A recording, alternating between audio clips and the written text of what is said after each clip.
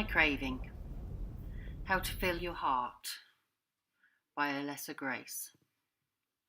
Chapter 1. Sarah. Selfishness. Indulge or smother. Insidious. What a woman can become after half a lifetime of failure to find what she craves. Rage happens when man does not care for, consider, or adore his woman.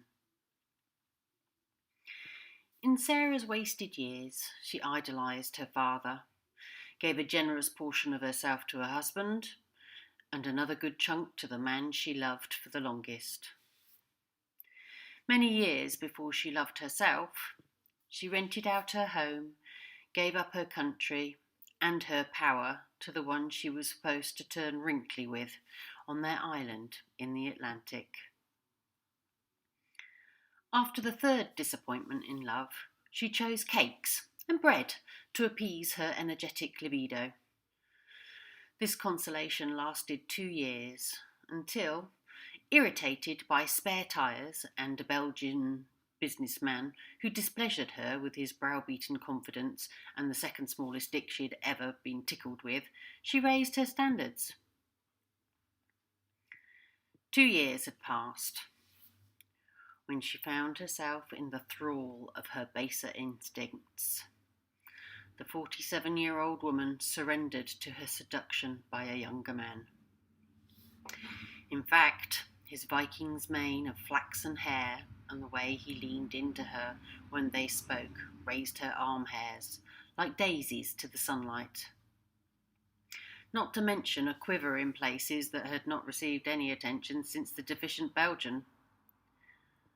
Unfortunately, while she waited 3 hours for her seducer to arrive, she had soused her nerves and her senses with a bottle of red.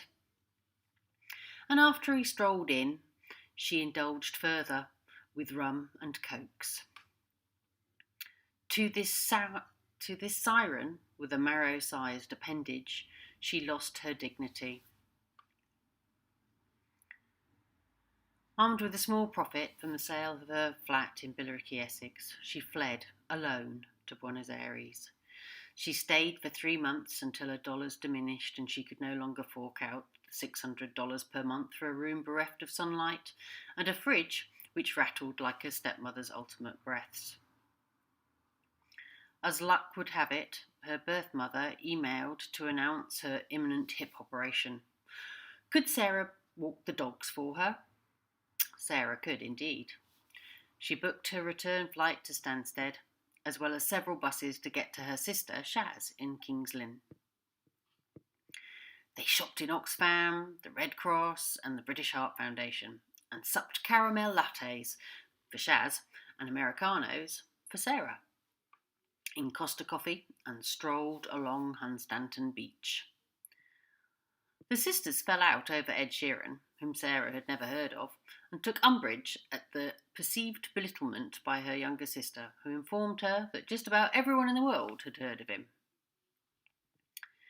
The time came to get on the bus, then the train, negotiate London, stop off at Primark in Birmingham, which was quite the experience, with a 70-litre backpack, a wheelie bag and a rucksack worn on her front.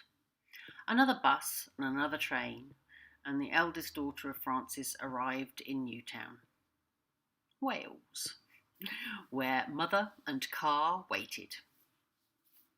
Francis did not get out, so Sarah went to the driver's window to meet her. "Hello, Mum," she leaned in to kiss both cheeks. "Hello, Sarah. Sorry, I won't get out. Can you manage your bags? The boot's open." "Thanks."